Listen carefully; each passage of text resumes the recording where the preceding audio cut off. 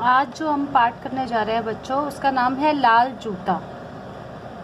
आप लोग कार्टून देखते हैं या कई कहानियाँ पढ़ते होंगे जिसमें जो चीज़ें बोल नहीं सकती, जो नॉन लिविंग थिंग है, निर्जीव जिसे हम हिंदी में बोलते हैं, वो बातें करते हुए दिखाए गए हैं। कार्टून्स में आपने बहुत देखा होगा। बस इस पाठ में भी ऐसा ही है। इसमें भी जो चीज़ें हम कुर्सी, मेज या जूता, ये सब आपस में बातें कर रहे हैं। अब इस पाठ में सीखने को क्या मिलता है कि एक तो सबसे पहले हमें अहंकार नहीं करना चाहिए, दूसरा हमें दूसरों के काम आना चाहिए, आलस नहीं करना चाहिए। तो बस इस पूरे पाठ में इसी बारे में दिया गया है। अब जो लाल जूता है बहुत अहंकारी है। आप इसकी कहानी पढ़ेंगे। लाल जूता बोलता बहुत था। जब वह चलता तो उसकी चरमराहट सुनकर लोग समझ जाते कि लाल जूता आ रहा है। शैतानी भी उसमें कूट कूट कर भरी हुई थी। उसे किसी के पाँवों के तलवे चाटना बिल्कुल पसंद नहीं था। मतलब उसमें घमंड बहुत था। जब उसने अपने मालिक के पाँवों में बार बार दांत गढ़ाना शुरू कर दिया तो उस बेचारे ने तंग आकर लाल जूते को अपने मकान के उस कोने में फेंक दिया जहां बेकार और टूटी फूटी चीजें रखी जाती थी। अब अगर जूता आप पैरों में नहीं पहन सकते तो नेचुरल आप उसे फेंक ही देंगे।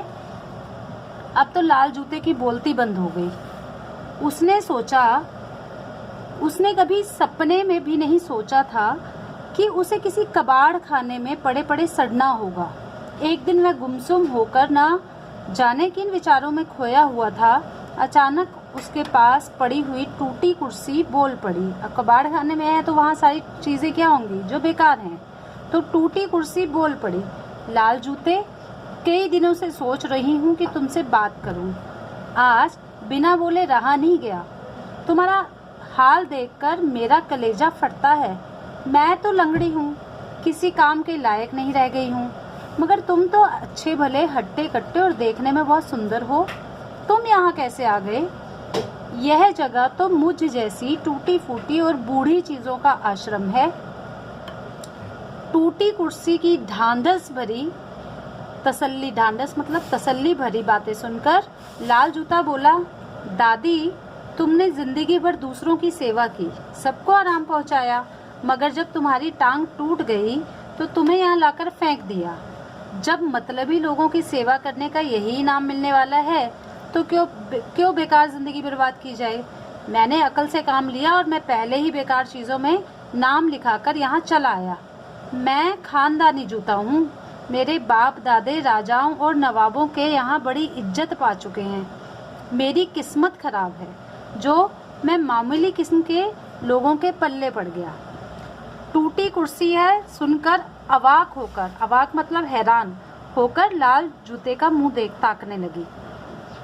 उसने उस चालाक और घमंडी जूते से कहा, यहाँ तुम नहीं रह सकोगे, 2-4 दिनों में ही तुम्हारा दम घुटने लगेगा। लाल जूता बोला, जो होगा देखा जाएगा।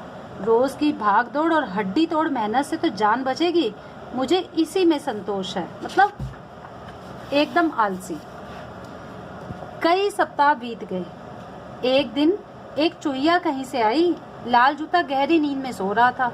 चुहिया ने डरते डरते उसे धीरे, इससे पहले कि लाल जूता उस पर बरस पड़ता, चुहिया गिड़गिड़ाकर बोली, बड़े भैया माफ करो, मैंने तुम्हारी नींद खराब कर दी। मैं तुम्हारे पास एक फरियाद लेकर आई हूँ। एक मोटी काली बिल्ली मेरे हाथ धोकर मेरे पीछे पड़ी है। अगर तुम कुछ दिनों तक अपनी छत्र छाया में रहने दो तो मैं तुम्हारा उपकार कभी नहीं भूलूंगी। लाल जूते ने बिगड़ कर कहा, भाग जाए यहाँ से। इन फालतू झंझटों को मोल लेने के लिए मैं ही रह गया हूँ क्या? चुहिया मुंह लटकाए लौट गई। टूटी कुर्सी चुपचाप सारा तमाशा देख रही थी। उसे लाल जूते का यह भद्दा और रूखा बर्ताव अच्छा नहीं लगा। वह अच्छी तरह समझ गई थी कि लाल जूता निकम्मा, कठोर और घमंडी है। गर्मी के दिन थे। जेठ का महीना अभी शुरू ही हुआ था। जेठ का महीना होता है मई और जून के बीच का टाइम, जब सबसे ज्यादा गर्मी होती है। सबसे ज्यादा गर्मी वाले दिन थे वो। एक दिन दोपहर के समय घर की मालकिन ने अपने कमरे की खिड़की से देखा, रुक जाओ, कॉल आ गया।